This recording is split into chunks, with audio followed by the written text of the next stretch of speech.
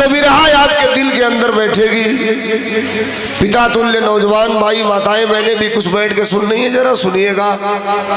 हम बिना कुछ कहे अपने विरहा की तरफ लेके चल रहे हैं। 15 मिनट बतियाएंगे, उससे कोई फायदा नहीं है।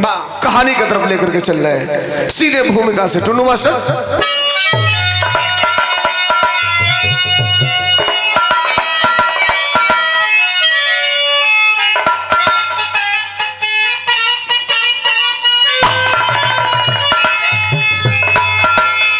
रहे रहे एक गांव में भाईचार और सबका उत्तम रहा विचार। नारी घर में आई बदला संस्कार।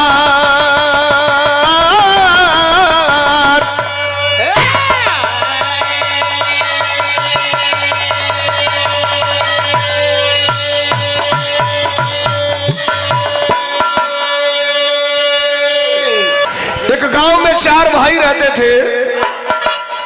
बड़का भैया किसान जौन खेती बाड़ी के पूरा परिवार का दाल रोटी चलावे। दूसरा नंबर का भाई पंच जौन भोजन के धोती कुर्ता पहिर के दिन भर घूम के खाली पंचायत फरियावे। तीसरा भैया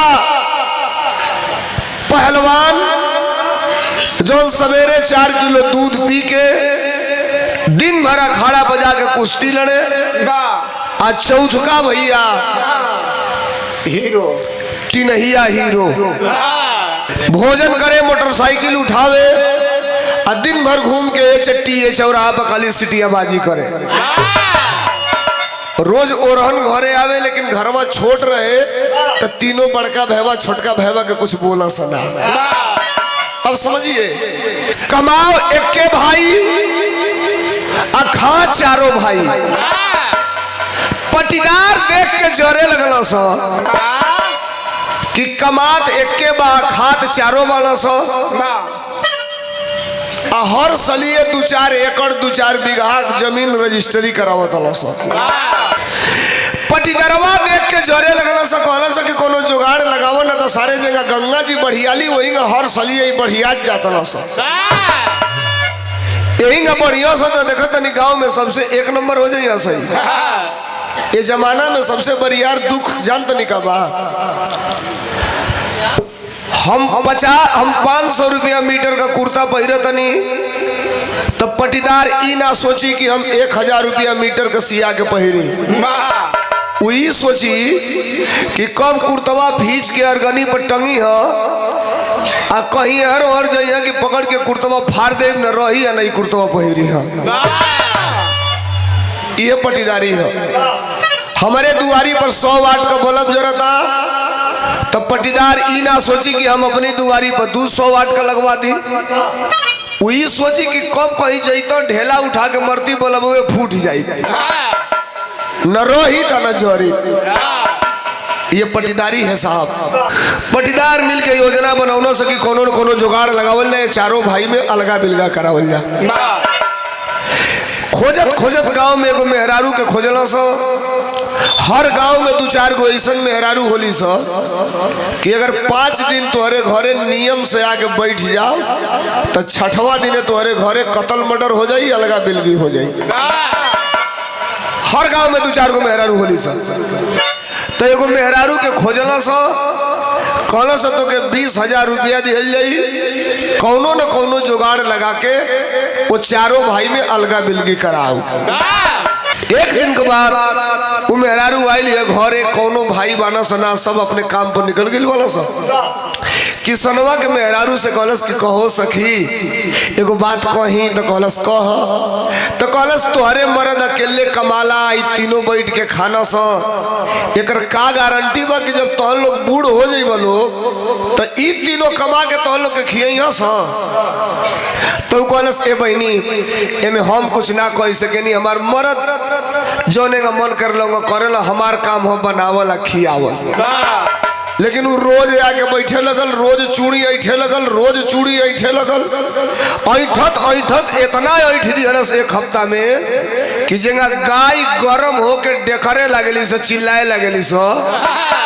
वही गई किसनवा के मेहरारू लगल चिल्लाए कि अब अलगा होई, अब एक में ना रहल जाई, अब ही घर बटाई। एक दिन के बाद चैत का महीना बा, किसनवा गेहूं काट के आइल, खटिया पर सुतल, मेहरारू लिहलस एक पसर हिमगंगे का तेल। आई उजड़े चमन पर पूरा उड़ गेल बा गोलका बिचवा में बरवा। ए रवीना बार हमार झरत रहा एगो कहता कि आदिवासी तेल लगा लो। हम कहनी हम ना लगाई, बरियाई से एक फाइल मंगा दिहलस। अब 5 दिन लगौनी तो ले आधा औरी झड़ गई। हम कहनी भैया जोन बा ओरिजिनल हुए हमारा अमानत भी है, ऐसे करे बाद अब कुछ ना चाहिए। हाँ तो कहीं और यूज करने चाहिए ना मेहरारू लिहलस एक पसर हिमगंगे का तेल। ए भैया जगह मारा दो अल्ले के ये उजड़े चमन पर धो के जब 2 बेर ठोकलस, जब ठोकलस आ एक पसर लेके ये एड़ी पर बैठ के जब रगड़लस तो किसनवा कहलस कि कहो आज ले इतना बरियार सुख हमके मिलले ना रहल। मेहरारू सलाई रिंच है सही भैया, सलाई रिंच। सलाई रिंच बुझे लोग, एगो साइज रिंच होला, एगो सलाई रिंच होला। तो साइज रिंच का मतलब कि 2 सूत का बात और 2 सूत की नट में फंसी। आ सलाई रिंच का मतलब ओके ढील कर देबा तो 2.5 सूत की नट में फंस जाई, आ टाइट कर देबा तो 1.5 सूत की नट में फंस जाई। तो मेहरारू सलाई रिंच है से जब फंसा लिया सो जनिया से टाइट हो गई बा, तब ऐठिया से कहिया से पट्टू सीताराम को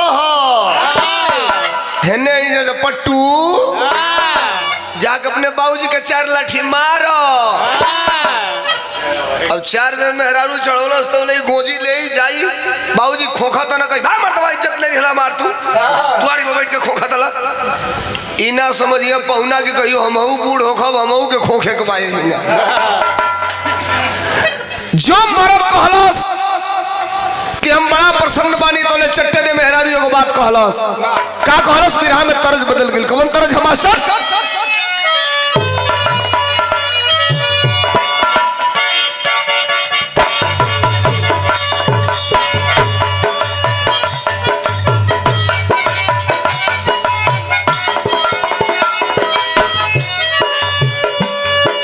गीत का लाइन में नई तरज बा।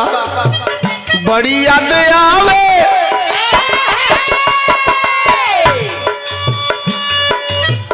बड़ी याद आवे पिया का प्यार कोइल।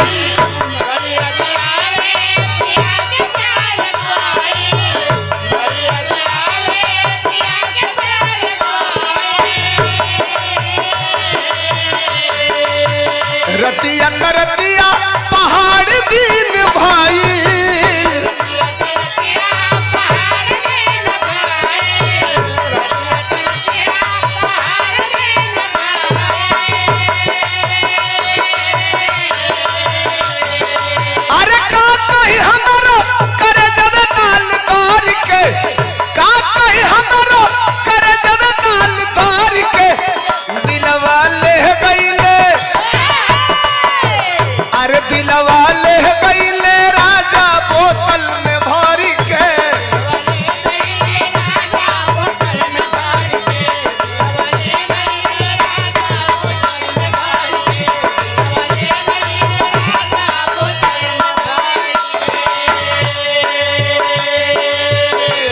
किसनवा का मेहरारू किसनवा का गोड़ दबावतिया तनी सुनिया लोग, कपार दबावतिया, देही दबावतिया। कहलस कि ये सही है एगो बात कही तो किसनवा कहलस एगो ना 5 गो बात कह। तोले चट्टे दे किसनवा के मेहरारू को हते तो भैया घरवा में रजऊ अकेल तू कमाला।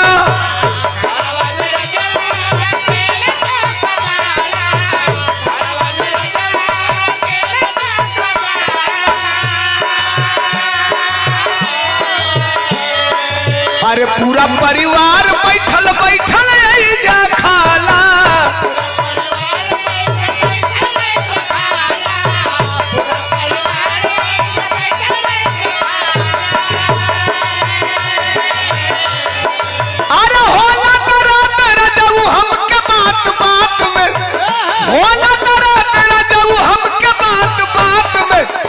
अलगा हो जा, अलगा हो जा ए रजऊ न रहल जाई साथ में, अलगा हो जा ए रजऊ न रहल जाई साथ में, अलगा हो जा।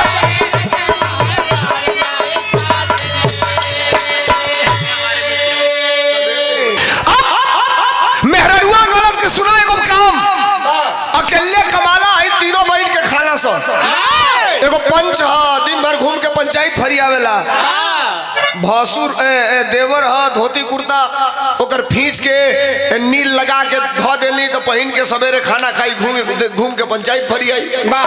एगो आई हाय एगो आई पहलवान ह, तू छाटी काटे ल, गोबर फेंके ल, दूह के सिकहर पर एक बल्टी टांगे ल, आई अखाड़ा पर से आई तो बल्टिए उठाई मुंह लगा के कुल पी जाई, कुछ ना करेला।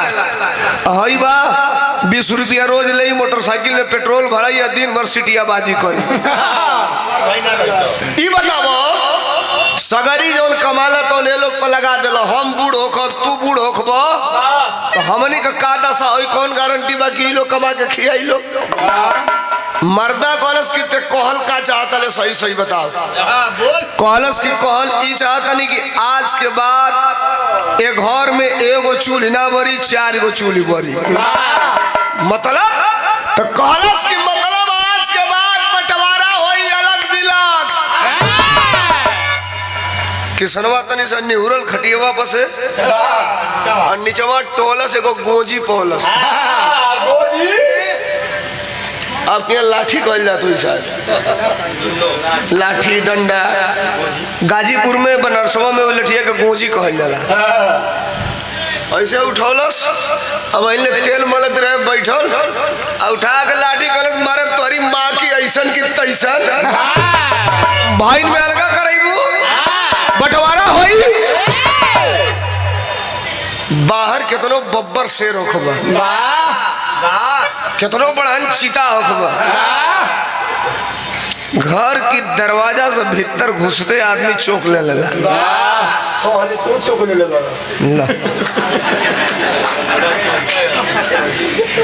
मर्दे हमारे दाव हमारे पर लहा देता कहाँ लेकर ले जब हमारे गोलिये में फुट मत बा।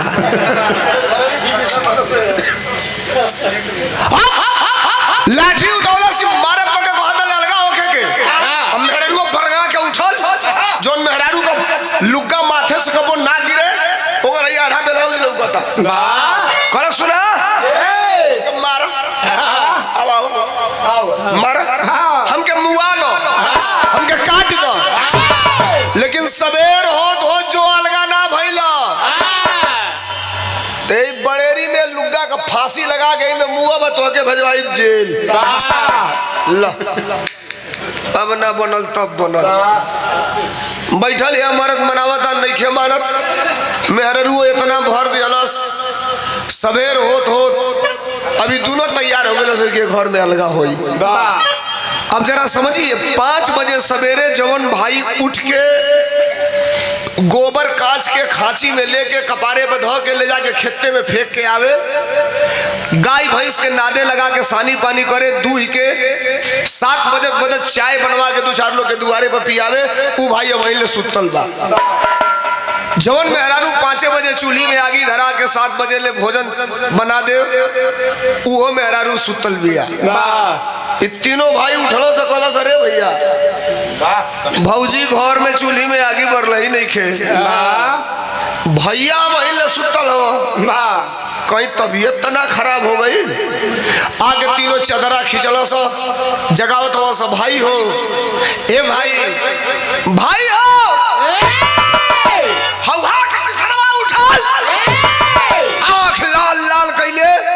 कलश का हरे तो पंचवा कलश रुको रुको रुको तो आके लगा था राती को कोनो चुरैन धैले बिया, एंगा कबो तार मुंह नहीं रहत रहल, आँख लाल हो गई। कैसन चुरैन रही है, लिपस्टिक वाली रही है कि बिना लिपस्टिक वाली? बताओ बताओ, हम सोखा बोलाई कोपा कभी के नेहुरा के झाड़ दिए रुक मर्दे किसनवा गाना सुन के कुछ नहीं के धैले तो तीनों गाना सही चूल्ही में आगे नहीं खबर तो बोले सुतल वाला किसनवा कहला से घर की चूल्ही में आगे बड़ी कब जब ये घर का बंटवारा हो जाई तब।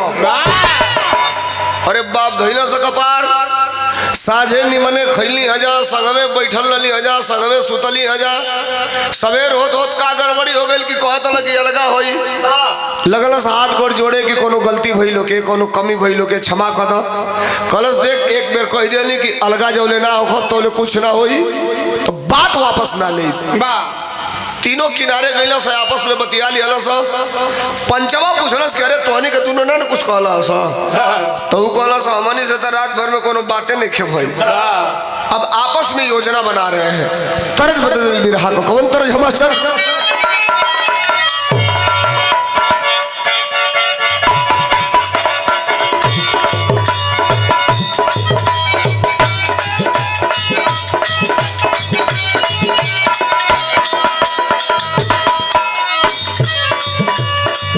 माई बहन लोग शादी ब्याह के अवसर पर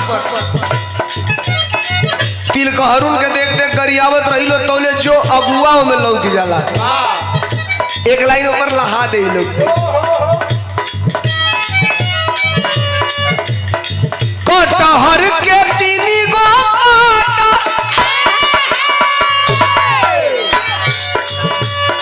कटहर के तीन गो पाता तीनों का चनार जी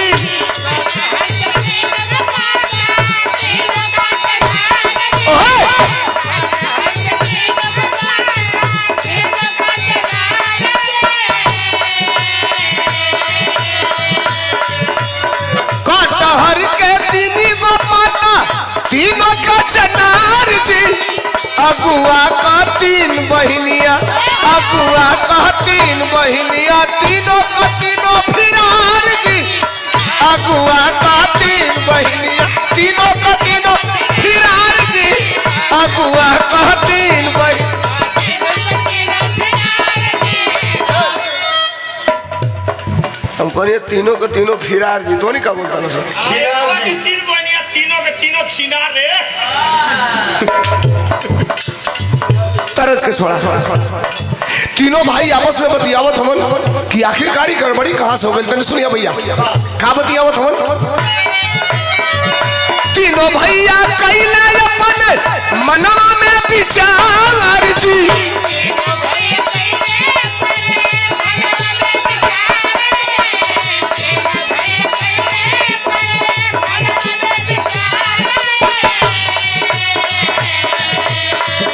तीनों भैया कैला अपन मनवा में विचार जी जुगती नहीं लगाइब तो जुगती नहीं लगाइब तो मोर बिखरी परिवार जी जुगती नहीं लगाइब तो मोर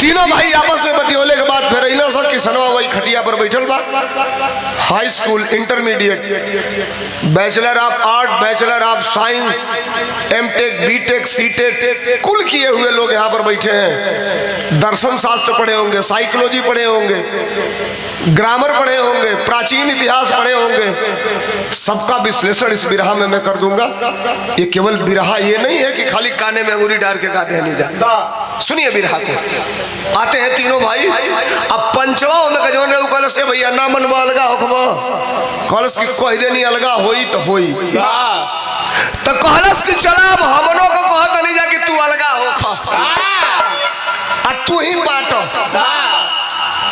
तो किसनवा कलश कापी कलम ले आवा सो जौन जौन कहत नहीं लिखत जा सो कापी कलम आ गई कलश 4 गो कोठरी बा पूर्व वाला हमार रही उत्तर वाला फलनवा का रही पश्चिम वाला ढेकनवा का रही हेने वाला हेकर रही सब लिखा जाता तोले पंचवा कलश गुरु का 1 मिनट घर बांट देबो खेत बांट देबो एगो ट्रैक्टर बा बड़ा होई तो ओकर दाम लगा के जे दाम देई ओके ट्रैक्टर दिया जाई ना तो पैसा ऊपर लाग जाई एक घर में एगो चीज ऐसन बा हम छिपावल नहीं चाहत होके।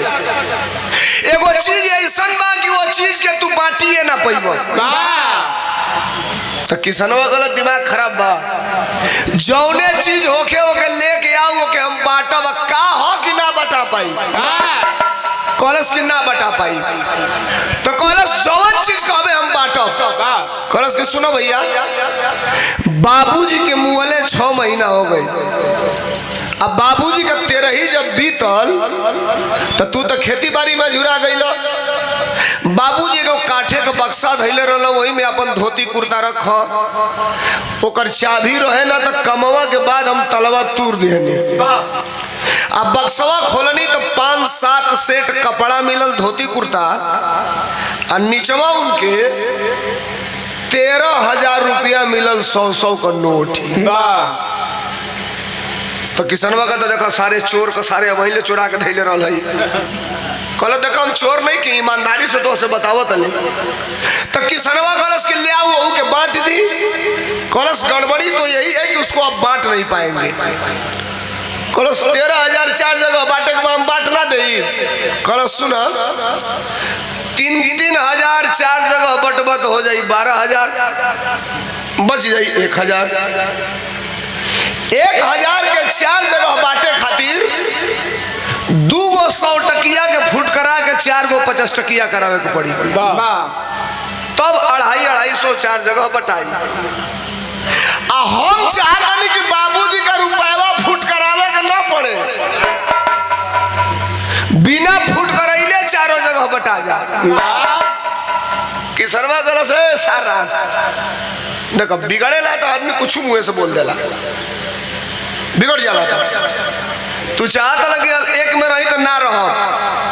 पंचवा कल से मर दे तू कहबो करबो अब एक में रहो तो हमें के ना रह जाए। सुना हम चाहत नहीं कि अब बटाओ, लेकिन ए भैया एक निवेदन बा, हाथ जोड़े तली अबले जवन कहला उ मननी जा। हमारे एगो अंतिम निवेदन बा, हम ही ना कहो कि एक में रह जाए, एगो अंतिम निवेदन बा के मन बा। तो किसनवा कलश बोल। कलश की देखो हमने के 4 जानी चल जा कमाए, अब कमा के 3,000 रुपया लेके आवल जा। 13,000 ही और 3,000 ले आई ले तो मैं मिला दे ले तो हो जाए 16,000। आज जब 16,000 हो तो 4-4,000 4 जगह बटा जाए। अब उठल की सरवा कुर्स खटिया पसे। अब पंचवा से कलश कहो तुम्हारी बहन की 2 रुपया कमेबो। 35 साल तो आर उम्र हो गई, मेहरारू हमार बनावे ले 1.5 किलो रे ले लेला।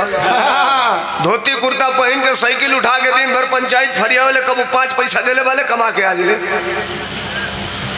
पहलवनवा को तकलस कलत पीठा नियर गदाइल वाला तू। घास गढ़ी ला हम, बरसीन काटी ला हम, दूध सारे पूरा बल्टी के बल्टी तेपी जाले आज ले 1 रुपया कमैले वाले। हिरौआ को तकलस तो मुड़ी नीचे कैले बगल हिनका देखा सार राम। रोज और हम 4 गो सुनी कि फलनवा के लड़की के सीटी मरलस, फलनवा के लड़की के आँख मरलस। इहो सारे कमाई के कहता। कलश है भैया जोने का तू प्रण कैले वाला लगा होई होईगा, हमनों को प्रण कैले बन जाए कि 3,000 कमाई जाई। केहू का गोबर फेंके को होई तो फेंक ले जाई, केहू का घूरा फेंके को होई तो फेंक ले जाई, लेकिन कमाई जाई। अब उठल किसनवा घमंड बड़ा बाउर चीज है। उठल किसनवा अपनी मेहरारू के लगे गईल। कलश देखबू हो अब घर देखी हमने का चलते जा रुपया कमाए 3,000। अब वो 3,000 हमारी के कमाए पड़ी है, इनके बोझे कहाँ कमाई लो तीनों जानिए को जानिए हमारी के कमाए के पड़ी। अब चारों लोग निकल लिए। जज्बात में कभी कभी आदमी गलत कर देता है। 10 बज गई बा, 51 बरस भइल नहीं खे, गुस्सा में चारों भाई निकल लिए से कमाए।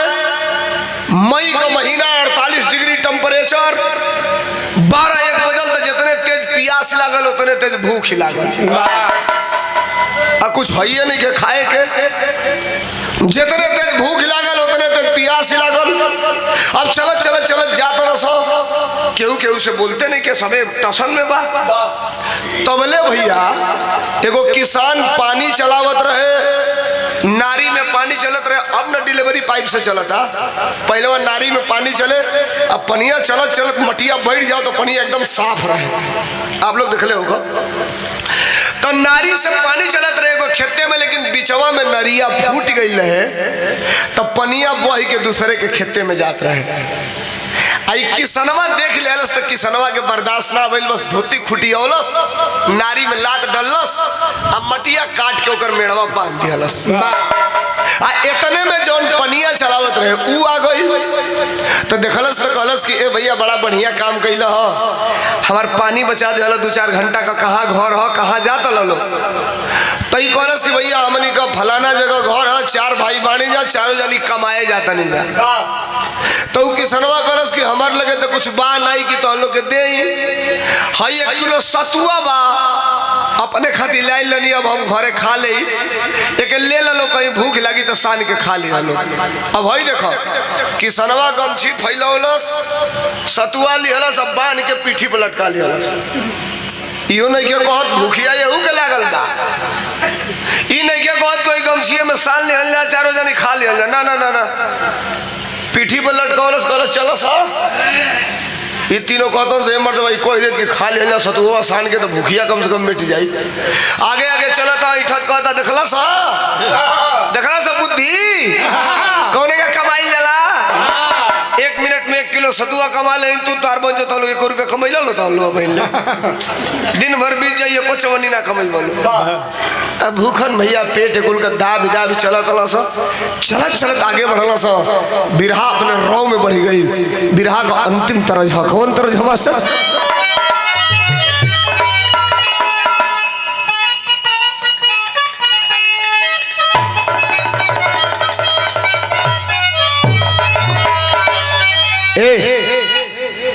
रवीना, शायद आपको पता होना चाहिए, पता करना भी चाहिए। बिरहा में जो पहली महिला बिरहा गाने आई थी, सबसे पहली जो महिला बिरहा गाई उसका नाम क्या था जानते हैं? उमा बैरागन। कहाँ की रहने वाली थी? प्रयागराज की। बुल्लू उस्ताद जब मेहरारू बिरहा गावे आई तो बुल्लू उस्ताद कहला हम जिंदगी में मर जाएंगे, मेहरारू से बिरहा नहीं गाएंगे, धर्म नष्ट हो जाएगा हमारा। अब वो मेहरारू से भी रहे ना गाओ, बट बनारस में दाल मंडी में कमेटी वाला कहला से रुका इनके भिड़ाइए दिहल ना, कैसे गई है ना, बस बुल्लू का सट्टा लिखा के कहला से कि 1 पाल्टी और हमन का कल ले, तू अपन सट्टा लिख ला। उमा बैरागन के कैला से कमेटी वाला कहला से भाई देख ते ढोलक हारमोनिया लेके आइए, लेकिन मंचे पर मत रखिए, जब बुल्लू आ जाए यहाँ साजबाज चालू कर यहाँ वंदना गावे लगे तब ढोलक हारमोनिया लेके मंचे पाई। अभी 11 बज गई, बुल्लू गुरु मंचे पर सिगरेट धका धक चलत है। कमेटी वाला के बोला कल कहो भैया दूसरा गायन कहाँ है?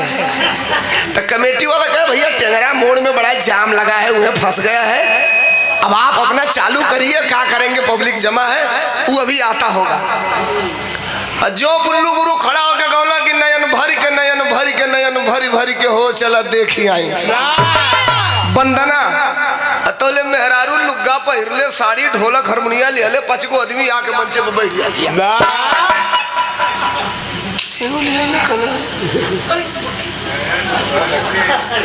कहना सारे कमेटी वाले फंसाई दीन हमें, धर्म नष्ट कराई दीन, सार का हाथ रहा कि मर्द का बिरहा आई तो पाठा लिया आई दी मेहरारू। अब हेहर गावत तो हेहर मुंह माए को हेहर करा लिया, हेहर गावे लगल, पब्लिक खड़ा भइल कल कहो बुल्लू भैया मर्दवा सब मौगे हुआ।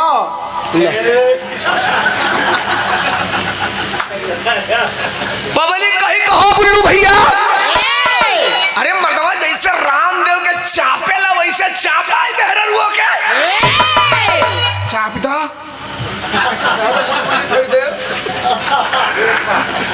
अब बुल्लू उस्ताद गलत ले पट्टे, जब धर्म नष्ट कराई दिए, जनेऊ तुरवाई दिए, तब हम चापत हैं। पहला तरज मेहरारू के खिलाफ गौला। ए रवीना कितना बढ़िया शब्द कोश में गौला। देखा मैं तनिको नॉनवेज ना कुल यही में छिपल है। पहला तरज मेहरारू के खिलाफ गौला का गौला कहला कि ये होयल बेली तुहरे ए होयल बेली तुहरे अरे वही खोइछवा में भेली तनी मंगनिया देई दाना तनी मंगनिया देई दाना आ हमके जन जाना पुरनिया तनी मंगनिया देई दाना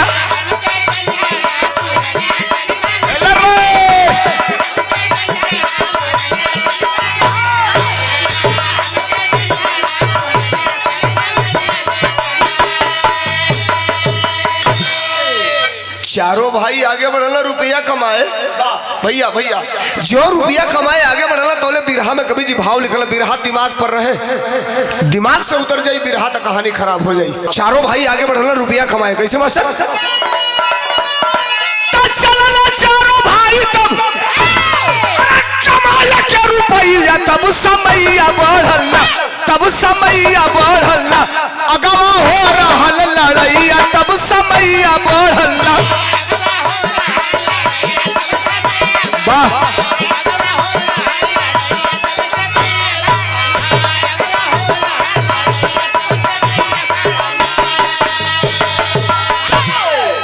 बात को समझिए 4 किलोमीटर के बात को 4 सेंटीमीटर में भी कहा जा सकता है।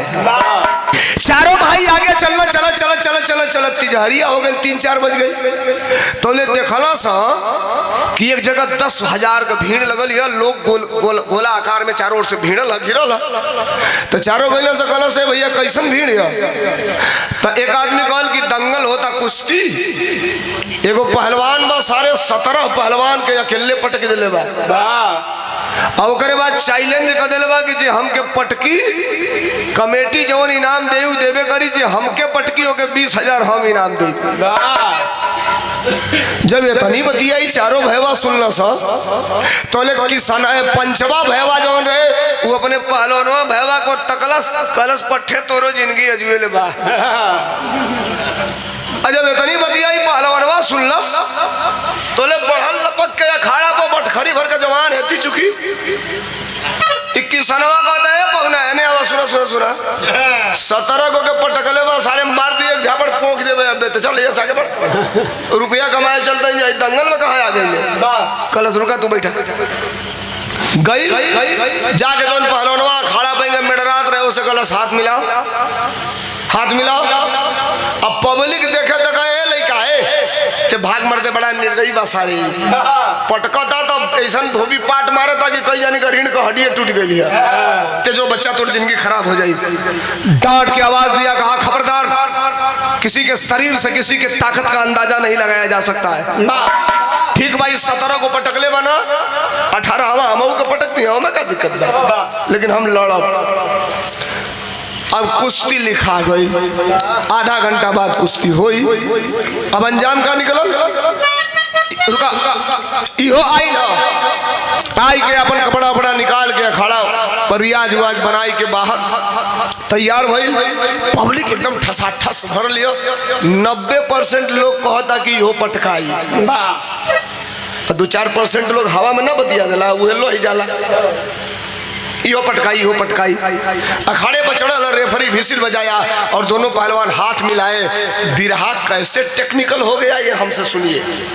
दोनों पहलवान हाथ मिलाए और जब हाथ मिलाए तो एमे जे कुश्ती लड़ल होई जे पहलवान होई या जे कुश्ती के बारे में जानत होई तो हमारे दिमाग पर हमारे बात पर सोचिया लो जिससे हाथ मिलाया था उसका हाइट था 6 फुट 2 इंच आई चारों भैया में जौन पहलवानवा रहे 4 फुट 7 इंच का तो करे हे ही जाले कर हबे करे तो बड़ पहलवान के छोट पहलवान से हाथ मिलावे खातिर निहुरे के पड़ी निहुरी तबे ना हाथ मिली।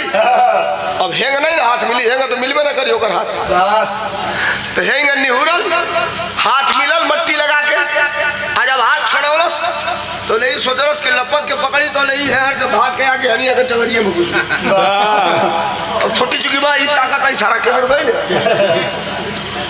रेफरी कर से बीच में लड़िए सेंटर में विसिल बजा के ऐसे किया, फिर आया और आया तो ले अभी रिसियाइल बाकी एक को पहलवान के दोबारा पकड़ में ना पहले पकड़ में पटकली है, इशारा भौंकी मार दिया हमको तो ले मरलस एक के झापड़ हुई गर्दन पर, ये बड़का पहलवानवा छोटका पहलवानवा के अब मरलस तो ले पटाक दे पेटकुनी हुआ खड़ा पर ढाई गई, और जब ढाल तो ले ऊपर से बड़का पहलवान गिर गई, जनता कलश ले गई ना के अब 17 जनी तो पटकाइले रहला, 18वां में ही हो गई ना।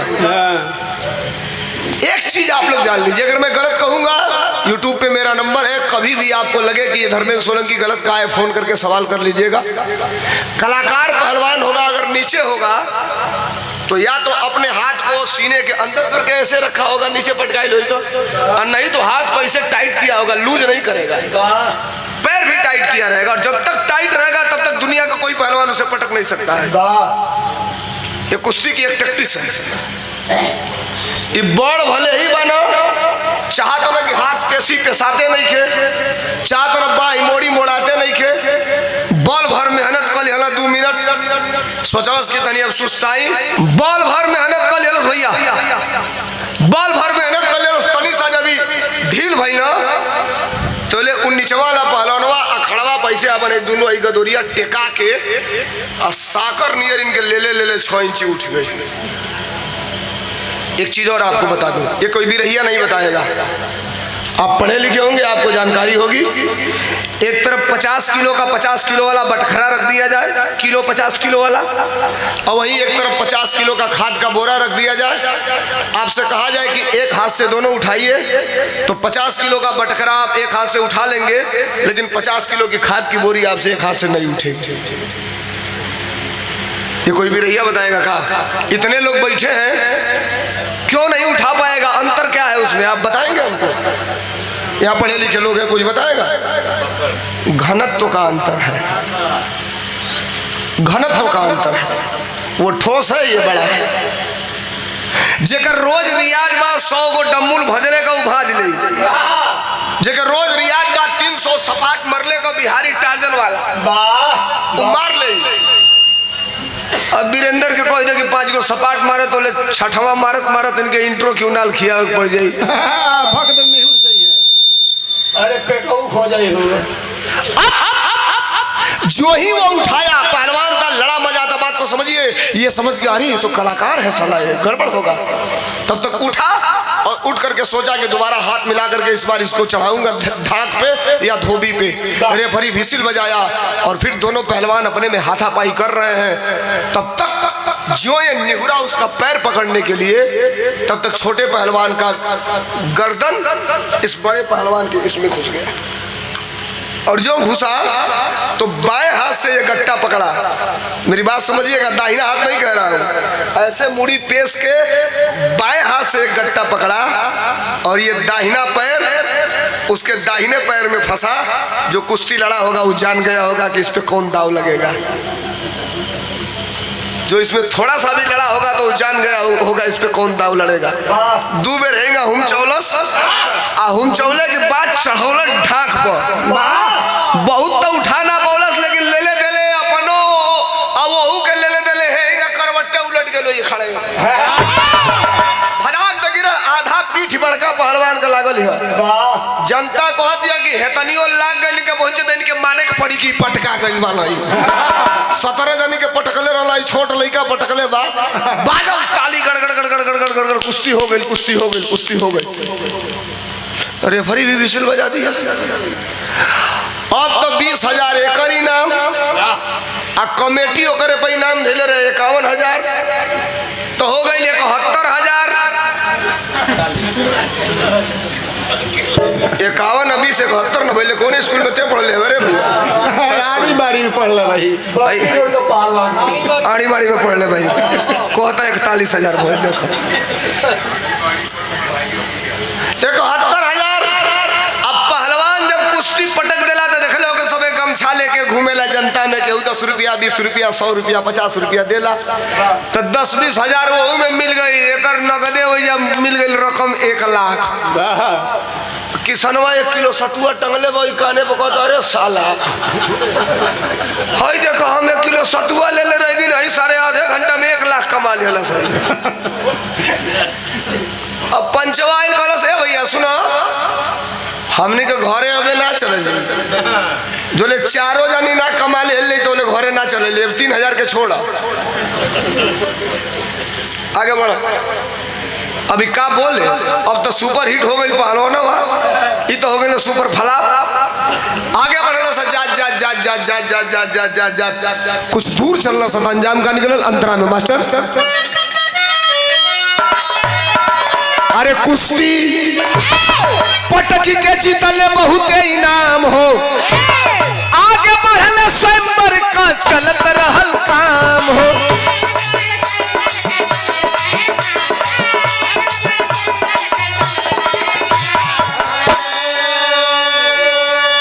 आगे गई सर राती का 9 बज गई राती का 1 किलोमीटर से मरकरी लाइट हाई बड़का बड़का बत्ती जरता बल्ब जरता सोचलो सा लगन का महीना बा केहू के यहाँ बारात आइल में बुझाता तो चल के चुपचाप खा ले चाहे बरतिया बन जाए चाहे खरतिया बन जाए के पूछा था हमें के चिन्ह था।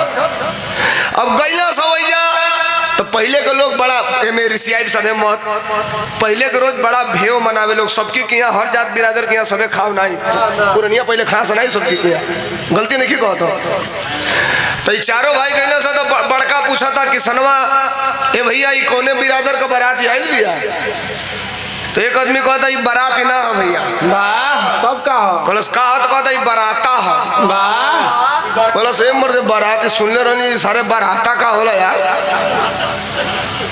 कलस की राजा का लड़की का स्वयंवर रचाइल बा देश विदेश का राजा आइल बा राजा का ऐलान बा कि हमार लड़की जौने राजा के गटई में जयमाल डाल दई वही से अपने लड़की का बियाह करब या आधार राजपाट लिख दे। तो किसनवा पंचवा पहलवनवा कहता हमारे हमने के राजा से लड़की के बियाह से का करेगा हमने के भंडारा देखल जा के हर चलता भूख लागल बा। अब यहू के पकड़ के लेके जाता रहा तो हीरोआ सबसे पीछे बा 3 गो आगे बढ़त रहा भंडारा की ओर। हीरोआ कहलस की सलाह तराई करने में एक बार क्या जाता है भोजन आधा घंटा बाद होगा एक बार ट्राई कर लिया जाए। अब इन तीनों जानी भंडारा में घुसल लो तो नहीं यहाँ से आइल जहाँ स्वयंवर रचाइल बा भैया जहाँ स्वयंवर रचाइल बा सब राजा लाइनी से खड़ा बना सो कोनो 20 किलो चांदी सोना पहन ले बा कोनो बड़की बड़की मोछ कोनो भाला लेके कोनो तलवार लेके ई जाके सबसे अंतिम में खड़ा भइल कहता सारे मुड़ी नीचे करके कहता सारे कोनो पूछ मत देव कि ते कौन देश का राजा हो भिखमंगा देश का राजा है डरा नहीं है मुड़ी नीचे कहले बा। घंटा बाजल कि राजा की बिटिया जयमाल लेके चल दी है जिसके गले में डालेगी वही राजा का दामाद बनेगा। अब राजा का लड़की है जयमाल ले ले भी लाइनी से राजा खड़ा हुआ पहलका राजा के लगे खड़ा हुए लेंगे जयमाल लेके भाई तो राजा करिया बाटे रुक भैया के मत रुक। अब पहलका राजवा ये पूछे कि बस अब हमारी ये गटई में डाल तो साइकोलॉजी आप लोग पढ़ ले हो कीजिए वो तनी समझी जो साइकोलॉजी पढ़ा होगा 10 आदमी है एक समान है अगर आपको लगेगा कि मुझे ही मिलने वाला है तो आपके चेहरे का एक्सप्रेशन एकदम बदल जाएगा चेहरे पे रौनक आ जाएगी। तो जो ने रजवा की लगवा लेके खड़ा रहे वो रजवा हंसे कहे कि आप डालेंगे हमको। अब बगलिया वाला रजवा रहे मुंह टेढ़ का वहीं से नहीं कि वहीं नहीं ई रजवा कहे कि हमारी के पहनावे जा दिया ओकरी और ताके तो ओकर मुंह जरा के नहीं तो वही चीज जरा के नहीं जरा जब रजवा का लड़किया दोनों का मुंह हुआ देखे तो कहे आगे बढ़ाई दोनों का मुंह टेढ़ आगे बढ़ 1 गो 2 गो 3 गो 4 गो 5 गो की लगे गए कलश के अब ना डाला सगरिन के एक बार देख ली एमे जो सबसे बढ़िया हुई वही के पहनाई आ जब 50 जानी में जब 45 जानी के पार कैलस, ये हीरोआ किनारे जन मुड़ी आएगा गाड़ी के खड़ा बा, निकलस चश्मा हमें से करिया पैंट उज्जर शर्ट हमें से निकाल के नचा के मरलस खटाक दे आँखी में, दूर बाढ़ झाड़ के कहता आजा राजा और इधर आजा आजा जाने मन आगे करेजा में समा जा।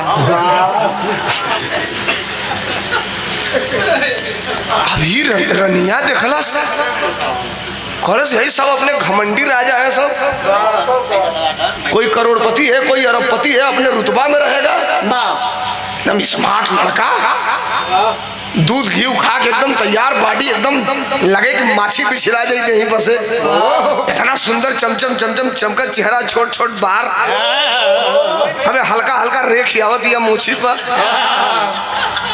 हाफ शर्ट पहनले भाई, बल्ला आई मई मोट फेंकले बा, बेही तो ऐसा करेंगे तोरे हो गई भाई भाई सब रुका रुका रनिया सोच रहा कि ये राजा हल्का राजा है, इसको अगर पति बनाती हूँ तो मैं जैसे चाहूंगी वैसे ही नाचेगा। खट देखो दिमाग में आई अतोले भगवान का मर्जी ले ले ले ले माला ला पहिराइए तो दिहलस। अब भाई नगर में हल्ला की राजा के लड़की का दुल्हा मिल गई, राजा का दामाद मिल गई, ये तीनों भाई खाना खात रहा इ पत्तल फेंक के कहला से तनी चल जा हमनों को देख लेना कौने को भाग चढ़ चराइल बा, कौन राजा का दामाद बन गई, खोजे तो नहीं का कौनो कौनो के ये हर पत्तल फेंक के और भागल और फेंक के और भागल, अब भंडारा में का सब लोग भागल, खाना बाद में होई पहले देखला कौन दुल्हा है, आइना सब भीड़ लागल बा में ठेल ठाल के तीनों हेगा कोनो आदमी से काड़क काड़क भीतर घुसला सब तो किसनवा देखता कहता रे साला ये तो अपना वाला है, ये तो बहुत लंबा टाड़ मार दिया साला है, तो लेतने में के चक्कर आ जाता, बेहोश होके गिर के खट ये दोनों को आदम होई देखा कर भी आवे होई बेहोश हो गए, लेके टांग के ले आता पानी होने के छीटा मार के होश में लेना सा कहना से का भाई नहीं हाँ हाँ 1 लाख है कई 100 करोड़ अबे हाँ फाटा फमत हमें भी रुका। अब राजा ले गए अपने दरबार में, वो दुल्हा से पूछना आपके साथ और कोई है, तो कहला 3 हमारे और राजा भाई हैं।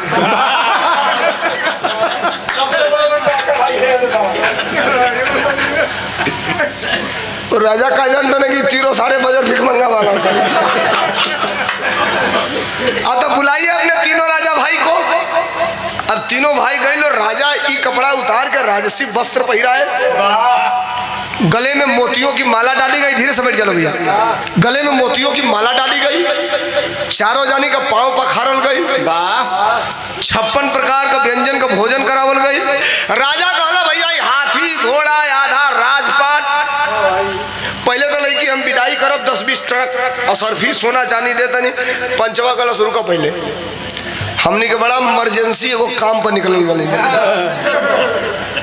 मिशन एगो हमने के बाद, तो तू लड़की अब हमनी का मानत हो गई, लेके जोगा के रखो, 2 दिन बाद हमने को वापस आई ले लेके चले जाए, लेकिन खबरदार तनको गड़बड़ी छेड़छाड़ ना होके के चाहिए।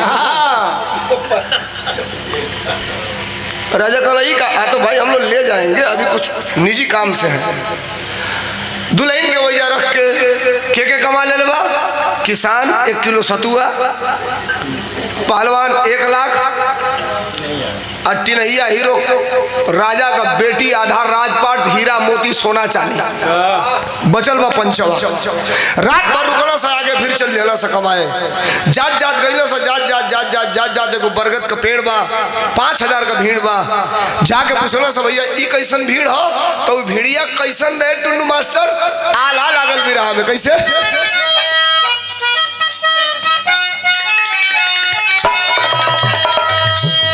वो भीड़िया कैसन रहे मास्टर, अरे फसल पंचायत रहे, अरे फसल पंचायत रहे, ओई जा कई दिन से भैया,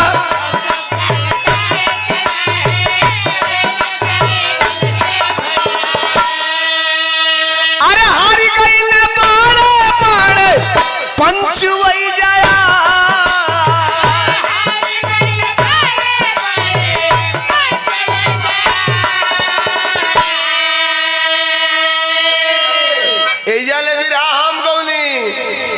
एया के बाद बिरहा में जवाब आप लोग के दो, एक बात सुने वाला लोग के निर्णय। अगर सुने बैठल हो लोग तो ये निर्णय जवाब आप लोग के देवे पड़ी। सुनी हलो वो भिड़िया ही रहे कि 4 दिन से को पंचायत फसल रहे, पंचायती ना फरियाद रहे। लोग कहल कि एगो पंचायत बा फरियाते नहीं। कहल से कैसन पंचायत हो तो कहल से मुखिया जी से जाके पूछो। तो मुखिया जी के लगे ही चारों गइल सो ए महाराज कैसन पंचायत हो। तो मुखिया जी कहल रौरा के है तो पंचवा कहल समूह एगो छोट मोट पंच है। तो पंच हवा भैया तो हमारे के पंचायती फसल बा के 2 जनी मदेशिया बिरादरी के बालो, 2 गो करिया करिया झरनाट झरनाट 80-90 किलो को बैठल सब बनिया हो जा। तो तब आता एक जानी कहो तो हम 20,000 देले बानी, एक जानी कहो तो हम 20,000 ले ही नहीं खी। देवे वाला के लगे कोनो सबूतो नहीं खे, लेवे वाला कहता कि हम ले ही नहीं खी। यही में फसल बा क्लियर नहीं खे हो पावत के देले बा के नहीं खे देले, के ले ले बा के नहीं खे ले ले। तो पंचवा का तो बस ये पंचायत है। तो मुखिया जी को तो नहीं मर देते कहीं हल्लुक पंचायत बुझाती है। 4 दिन से एक कोठरी भेली हमार खत्म हो गई, पंचन के पानी पियावत पियावत। तू कहता नहीं ये पंचायत है। कलश की सुनल जाओ। अरे यही पंचायत के हम चुटकी में फरियाई हो देबो।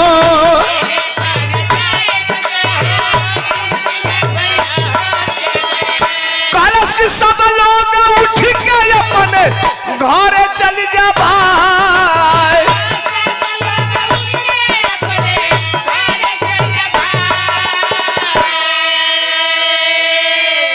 कलश 1 मिनट का काम है, ऐसे चुटकी बजाऊंगा 5 बार पंचायत फरिया जाए। मुखिया जी कहलो भैया अगर फरिया देवे तो जान ले कि 1 एकड़ जमीन तो के हम रजिस्ट्री कर देव अपनी खेते में से। तू कलश काहे तो यही रही के पंचायत फरी है घोड़ना। इतना दिन से हम फरियाओ तो नहीं फरियाइए नहीं खेपावत। गांव भर कहल कि चलो पंचायत फरियाओ। कलश की पंचायत फरियाई कब? जब गांव भर के लोग ऐसे उठ के अपने घरे चल जाई। तो एगो बूढ़ उठल लाठी लेके कलश मारा सारे के पंचायत आदमी के बीच में होला। कहता कि गांव भर घरे चल जाले। कलश है भैया सुना रिसिया लोग मत घरे जा लो। 1 घंटा की बाद आई हलो ना फरियो लोग पंचायत तो यही पीपरे के पेड़े में हमके फांसी पर लटका दिया लोग। तो गांव भर के लोग कहल कि 3 दिन से बैठल बन जा लइकन में हेरारू के मुँह देखे के बताना भाई।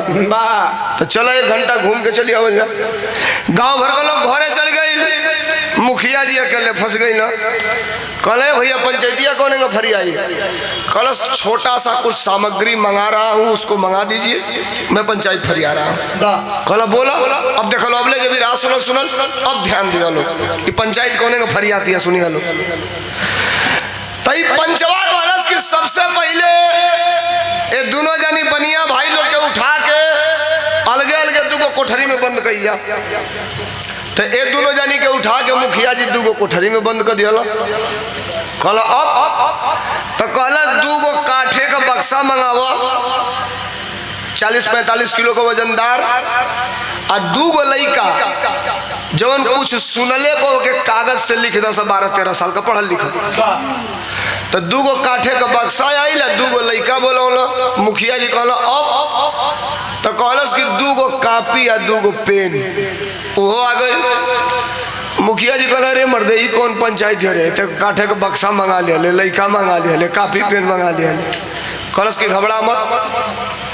मुखिया जी से पकड़ौलस। एगो काठे का बक्सा ले जाके धोआइल 1 किलोमीटर पूर्व जहाँ पंचायती होत रहे वही से। आ एगो बक्सा ले जाके धोआइल 1 किलोमीटर पश्चिम जहाँ पंचायती होत रहे वही जा। अब मुखिया जी के कहलस तू यही जा बैठा, उनके बैठा दियालस। एगो लइका के लेके गइल पूर्व वही बक्सा के लगे कहलस बेटा पर पेशाब कर ले 1 घंटा ले, अगर पेशाबो लागी तो करिए मत। अब वही काठे के बक्सा में बैठा के तनी सा मौका खोल देले रहे कि सांस ओस लेवे के रही। एगो कापी एगो पेन दे दिहलस। कहलस बेटा एगो काम ही कर, बोली है मत। ए देखी बैठिए, बोली है मत, लेकिन जवन चीज से सुनी है अपने काने से ओके कलमिया से कॉपिया पे खाली लिख ली। तो एगो पूरब वाला बक्सा में लड़का के कापी पेन दे के बैठा दिलस, अब पश्चिम वाला बक्सा में आयल एगो लड़का के कापी पेन दे के बैठा दिलस। अब हो गई अकेले। अब आयल मुखिया जी के लगे, अब कहल 4 गो आदमी बोलावा, और 4 आदमी आयल तो कहल से 2 जानी बनिया भाई लोग के निकाला कोठरी में से, इहो निकालल गई, 6 आदमी हो गई। तो 2 जानी के कहलस कि हे बनिया भाई के लेके 1 किलोमीटर पूरब जा, एगो बक्सा धैले बने। वो दोनों जानी मिल के इनके कपड़ा पर बक्सवा उठा दिया लोग, जेवनेगा योंगा मत लो, इनसे पहले तो हम लोग भाग के चलिए जालो। एक और 2 जानी के भेजलस कि 1 जानी बनिया भाई के साथे के तो लोग पश्चिम जालो, इनके कपड़ा पर बक्सवा उठा के तो लोग चलिए जालो। अरे दोनों जानी बनिया लोग से कहलस कि तोहू के पूर्व से बक्सा यही जले आवे के बा, और तोहू के पश्चिम से बक्सा यही जले आवे के बा। अब सुन ले, दोनों जानी के कपारे पर बक्सा उठ गई, ये चारों भाग गए। 40 किलो का बक्सा, 13 साल का लड़का का हल्को वजन हो तो 25-30 किलो से कम तो हो ही ना। तो 30 किलो वो और 40 किलो वो, 70 किलो वही कबारे पर। जेठ का दोपहरिया 47-48 डिग्री टेम्परेचर, गोड़े में चप्पल जूता है ना, चला तो काखत 100 कदम जब पूर्व वाला चलल, ये रहे कि उतारे का नहीं के कहीं रास्ता में, आई मोट जांग छिला गई, खून निकल गई जांग छिला 50 मीटर गई कहल तो सोचले रही हम जो पैसा नहीं दिले रही, झूठे कहत रही 20,000 दिले बनी, सोचत रही आज 5 दिन हो गए, आज छोड़ दे, कह दे कि जो तो से लेबे ना कर। लेकिन जब हई गंजन सोई लियानी ना, 80 किलो का बारे में ढोल लियानी ना, तो देले नहीं की, लेकिन ले जरूर 20,000, 1 रुपया छोड़ा बोड़ा नहीं। और जब पश्चिम वाला चलल, वो आधा दूर आई, हार्ट का मरीज फक करता, बुझाता कि अब ढो जाई, कहता सोचले रही कि आज के 20,000 दे दुकान बंद कैले रही, 5 दिन में हमार कई हजार नुकसान हो गई। तब 20,000 दे देती, ले सारे लेके ते जो हम अपन काम धंधा तो करो। लेकिन जब वही दुर्दशा सोई लेनी, 80 किलो कपारे पर ढोल यानी, तो ले तो सही में ना रही, लेकिन अब 1 रुपया देबो ना करो। इतने बतियावत में दोनों आ गई ना सर। मुखिया जी कहल मर्दे मरल है, कुल का फेंचकुर फेंकवा दिया, मुँहे गाज ले बाना सर। कौन पंचायत कहल बक्सवा उतरवा के धरवा, हम बताओ तनी। बक्सा पश्चिम वाला पश्चिम धराइल, पूर्व वाला पूर्व धराइल। अब बनिया भाई लोग कहल सी पंचवा के बैठल आराम करो लो, मुखिया 4 बाल्टी पानी फेंकवाई लोग के ऊपर, तो ठंडा हो गए। अब गाँव भर के बोलवाई, खड़े गाँव आइल बा, का भइल पंचायतिया, का भइल, कौन ले लेबा, कौन दे लेबा। तो ई कहता हम नहीं की जानत के ले लेबा के दे लेबा, रौरे सबे फरियाई कि के ले लेबा के दे लेबा। तो एगो बूढ़ कहलस हम पहले में कहत रही सारे जाली बा फर्जी बा कर बोल देखाई, कहता कि रौरे सबे फरियाई, अब कहूँ हमने फरिया हो गया। कहलस बात को समझिए, 2 मिनट का वक्त दीजिए, आप ही निर्णय करिएगा कि कौन लिया है कौन दिया है। पूर्व वाला बक्सा खोलस, लड़का निकलस, कहलस बेटा है नहीं आप पढ़, तो लड़कवा पढ़ा था कापी में कि सोचले रहनी है जो रुपया ना देले रहनी हो 20,000 तो सोचले रहनी है छोड़ दे, लेकिन देले भले ही नहीं, लेकिन 20,000 आज ले जरूर। पंच कल अरे तोरी बहन की फराट तो दे देना, फराट भाई है ना, देखो पहले सुर्खी सब के उठी ना तबले पश्चिम वाला बक्सा खोलस, करस बेटा ते निकल कर बोल। तब पढ़ा था कि सोचले रहनी है कि आज 20,000 के दे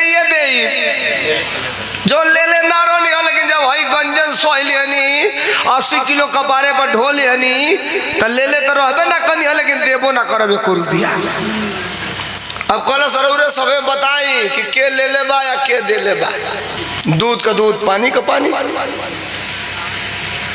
अब मुखिया जी कहले भाई सुनो, ये दोनों जाली बाना से, सच को बताने जो सच को छुपाने वाला भी चोर होता है। तो चोर बटले फरार ना फरार बजन को दिले रहने इहो कम नहीं खे। अब जौन 20,000 लेन देन रहा 20,000 अब 20,000 हम अपनी ओर से तोहके देतनी पंचायत फरियोले खातिर। अब किसनवा बैठल बा कॉलेज हई तक कमा ले रहा दू गो तो समझ में आवता। इहो सारे जौन बेमतलब का अवर रहा घूम घूम पंचायत फरियाद रहो इहो 40,000 कमा ले अलस खत्म। पहले 3,000 कमाए जाती हो 40,000 कमा लिया आ सतुओ अपन टो तक किसनवा तो जौन बांध के लटकौले रहे में तनी छेद हो गई 3-4 दिन में गिरत गिरत भुर भुर भुर भुर सब गिर गई। खाली गमछिए बचल बांगा दबाओ तो कब तो पीछू पीछू दबा जाता। अब मनगुम में उठल जाके होने खड़ा होकर सोचे था कि अब हम का करी तो ले तीनों खोजा तना से कहाँ गई ना भाई रे खोजा सा इनके धैला से कहना से कि अब चलो अब बटाई अब अलगा होखल ले 4 गो चूल्ही जोरी घर में चलो लिया के अइलो सो। अब काहे को पहले घरे जा सो अइलो सो राजा की है। अब राजा 150 डल्लफ पलत ना हीरा मोती सोना चांदी जितने डल्लफ बैलगाड़ी पर लादे उतने किसनवा का हाट बैठत जाओ धीरे धीरे। सारे हमें किलो सतुए में रही काहे के इतना देता ही राजा पगलाई में का कमे दे इतना चली। अब 150 गाड़ी सोना चांदी सोना की डोली में अपने लड़की के बैठा के आए हिरौआ के में बैठा के 4 गो कहार लेके चलल सो गांव के किनारे गइल सो भइल गांव में हल्ला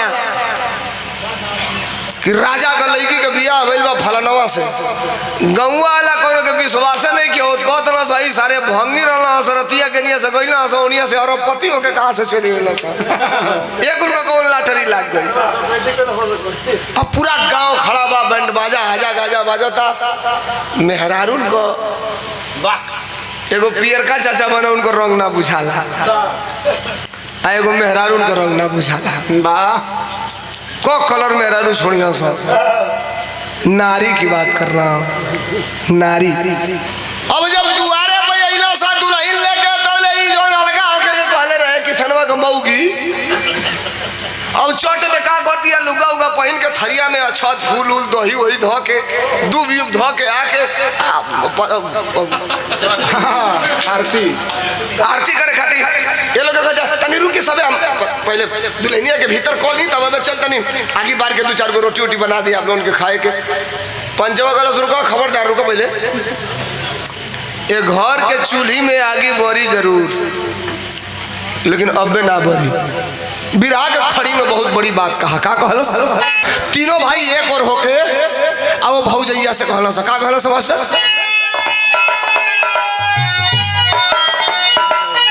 अरे तीनों भाई कहले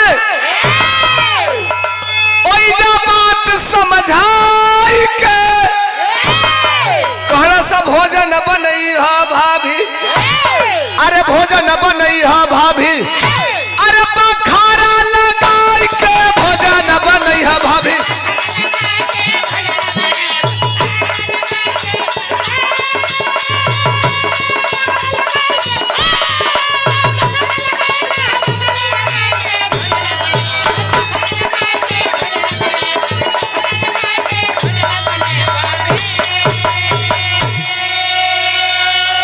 कहला सा सुनिए एक घर के चूल्ही में आगे बरी लेकिन जो ले घर का 4 जगह बंटवारा ना हो जाए तो ले ना बरी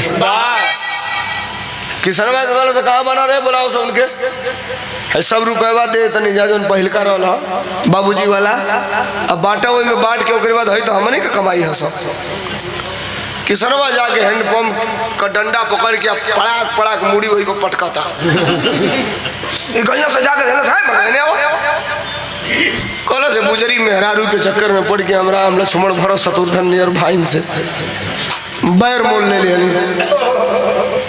लगल पकड़ के किसनवा वही पंचवा के भोकार छोड़ के रोवे खड़े गांव वही जाके तमाशा देखता भैया जब ई रोवे लागल तो ले पंचवो रोवे लागल तो ले हिरौओ रोवे लागल तो ले पहलवानो रोवे लागल चारों रोवे लागल सब बॉल भर रोल सा आधा घंटा ओकर बाद जब पटैला सो तो पंचवा गलस ए भैया सुना जानत ल कहीं बाबूजी 13,000 रुपया ध के ना मरल ना खाए के ठिकाने ना रहा तो कहा से 13,000 रुपया ध के मरी ई जान चल हम कमाए जाए खातिर ऐसे कहले रही ना कि तारा घमंड रहा कि हम ही कमानी तो तीनों खाला सा जान तल घरवा में जौन बौक बनो बुर्बक बा कोनो जरूरी नहीं खे कि तू 1 लाख रुपया का नौकरी करतला सर्विस करतला 5 लोग घर में बा तो तोहरे चलते या तोहरे अंश से सबका रोजी रोटी चलता है, कोनो गारंटी नहीं के। घरवा में जौन पागल बनवा जौन खाली भैंस गोरू खियावता हो सकेला घर में हुए लक्ष्मीदार होके हुए अंशदार होके वही के अंश से या वही के भाग्य से पूरा परिवार के दाल रोटी चलत होके ई केहू ना जानेला कि केकरी भाग्य से परिवार में दाल रोटी मिलेला। बात निमन लगे तो ताली चाहो आप लोगों का। इस साबित करे कि केकरे भाग्य से दाल रोटी मिलेला ई केहू ना जानेला। सुना है जितना रुपया डल्लक पर हीरा मोती आइल बना मेहरारू छोड़ के कोनो चीज पर हमनी का अधिकार नहीं खे। कालियो तू ही मालिक रहला आजुओ ये सगरी संपत्ति का तू ही मालिक हो खाली साबित करे रहला हमनी के।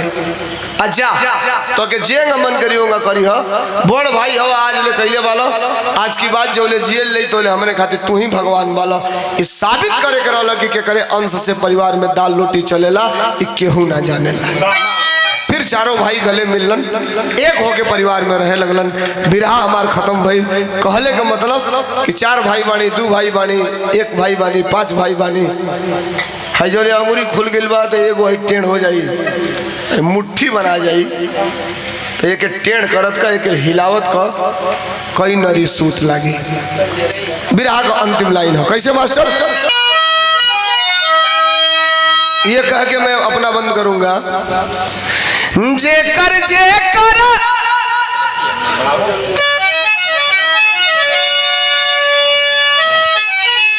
जेकर जेकर रथिया हकलू नवरात्र के दिन आई लेनी जाई एक लाइन कह के जो गुरु बिहारी कहब उतना में के खत्म कर दे। अरे जेकर जेकर रथिया हकलू अरे मैहर का भावनिया रनावा जीतल रहले ना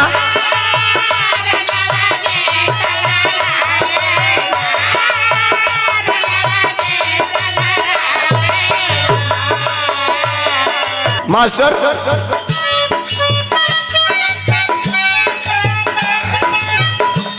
जेकर जेकर रथिया हकलू मैहर का भावनिया रनवा जीतल रहले ना ओ रनवा जीतल रहले ना पैरी टिकले ना सभानवा रनवा जीतल रहले ना पैरी टिकले ना।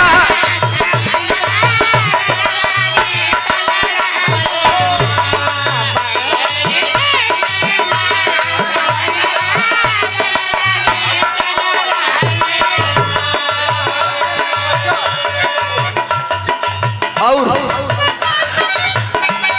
लोरिक के तेगावा पर लिहालू चबया सनावा रनवा जीतल रहले।